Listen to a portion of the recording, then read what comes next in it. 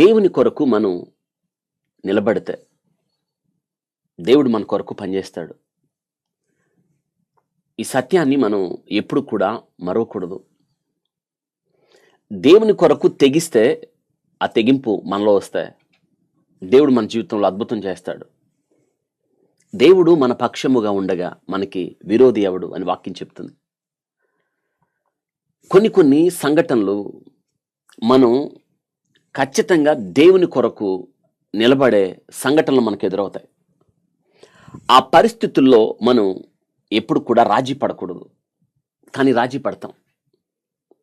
మనం దేవుని కొరకు రాజీ పడని తత్వాన్ని కలిగి ఉంటే, అంటే దేవుని కొరకు నిలబడితే, దేవుని పక్షమున నిలబడితే, మీరు ఏ స్థలంలో అయితే నిలబడ్డారో ఆ స్థలాన్ని, అక్కడున్న ఆ ప్రజల్ని ఖచ్చితంగా మీరు ప్రభావితం చేయగలుగుతారు. వారిని దేవుని కొరకు సంపాదించగలుగుతారు. మనం చాలాసార్లు ఏమనుకుంటామంటే, నేను ఒక్కడినే కదా, నేను ఏం చేస్తాను, నాకు తోడుగా ఎవరు లేరు కదా, ఇంకెవరైనా నాతో ఉంటే నేను అలా చేద్దును, మరి ఎవరు లేనప్పుడు నేను ఏం చేస్తాను అని మనం ఒక్కసారి నిరాశపడుతూ ఉంటాం. గమనించండి, ఇక్కడ మీరు ఒక్కరే లేరు. ఈ యొక్క విశ్వాస యాత్రలో ప్రభు మీతో ఉన్నాడు. అవును, సదాకాలం ఆయన మనతో ఉన్న దేవుడని మనం తెలుసుకోవచ్చు.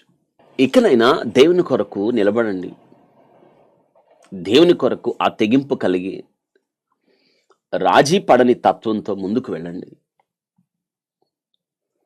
ఒక్కొక్కసారి మనం అలా దేవుని కొరకు నిలబడినప్పుడు శ్రమ అనుభవించాల్సి వస్తుంది, కష్టపడాల్సి వస్తుంది, బాధపడాల్సి వస్తుంది, అవమానం భరించాల్సి వస్తుంది. అయినా మీరు భయపడకండి. ఒక్కొక్కసారి ప్రాణం పోగొట్టవలసి వచ్చిన దేవుని కొరకే నిలబడాలి. ఎవరైనా నన్ను వెంబడింపగోరిన ఎడల తను ఉపేక్షించుకొని సిలువెత్తుకొని నడవాలి అని ప్రభు చెప్తున్నాడు. స్టెఫెన్ దేవుని కొరకు నిలబడినప్పుడు స్టెఫెన్కి ఏం దక్కింది? ఏమి లాభం వచ్చింది? రాళ్లతో కొట్టి చంపబడినప్పుడు అతడు ప్రాణాన్ని పోగొట్టుకున్నాడు. మనం అది చూసినప్పుడు చాలా భయపడతాం, కానీ అతడు ప్రాణాన్ని పోగొట్టుకోలేదు, ఇచ్చేశాడు. పైగా అతడు రాళ్లతో కొట్టబడుతున్నప్పుడు ఆయన దేవుని గురించి మాట్లాడినప్పుడు వారు పొళ్ళు కొరుకుతూ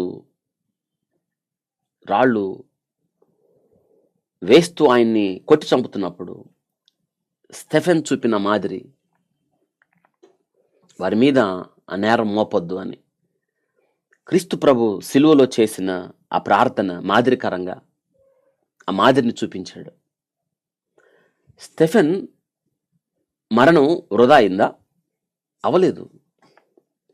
ఎవరైతే ఆ స్టెఫెన్ మరణానికి సమ్మతించాడో సౌలుగా ఉన్నాడు, సంఘాన్ని హింసించేవాడిగా ఉన్నాడు. స్టెఫెన్ మరణానికి సమ్మతించాడు. రాళ్లతో కొట్టినప్పుడు స్టెఫెన్ చనిపోయిన తర్వాత రక్తసిక్తమైన ఆయన వస్త్రాలు తెచ్చి ఆయన పాదాల దగ్గర పెట్టారు సాక్ష్యంగా. స్టెఫెన్ మరణం వృధా కాలేదు. ఎవరైతే స్టెఫెన్ మరణానికి సమ్మతించాడో అదే సౌలు పౌలుగా మారాడు.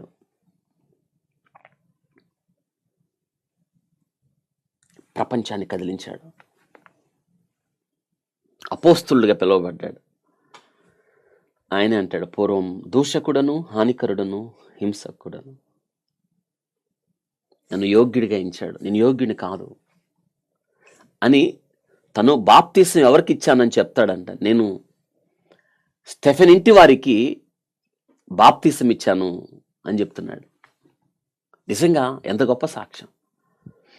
ఎవరైతే స్టెఫెన్ మరణానికి సమ్మతించాడో ఆ సౌలు పౌలుగా మారిన తర్వాత స్టెఫెను ఇంటి వారికి అతడు బాప్తీసం ఇచ్చను అనే మాటను మనం చూస్తాం. ఎంత ప్రభావం! మరి స్టెఫెన్ మరణం వృధా అయిందా? అవలేదు కదా. దేవుని కొరకు నువ్వు చేసేదేది కూడా వృధా కాదు. పౌలు గారి శ్రమలు వృధా కాలేదు. అలా మనం లెక్క పెడుతూ వెళ్తే ఖడ్గంతో చంపబడిన యాకోబు యొక్క మరణం వృధా కాలేదు. దేవుని పిల్లలు చేసింది దేవుని కొరకు ఏది కూడా వృధా కాదు. అందుకే పౌలు గారు కొరింథీ సంఘానికి రాస్తూ, నా ప్రియ సహోదరులారా, క్రీస్తునందు మీ ప్రయాస వ్యర్థము కాదని ఎరిగి స్థిరులను కదలన వారునయుండి ప్రభు యొక్క కార్యాభివృద్ధికి ఎప్పుడు కూడా ఆసక్తులై ఉండడి అనే మాట. దేవుని కొరకు మీ ప్రయాస వ్యర్థం కాదు, వృధా కాదు, అనేక మందిని కదిలిస్తుంది.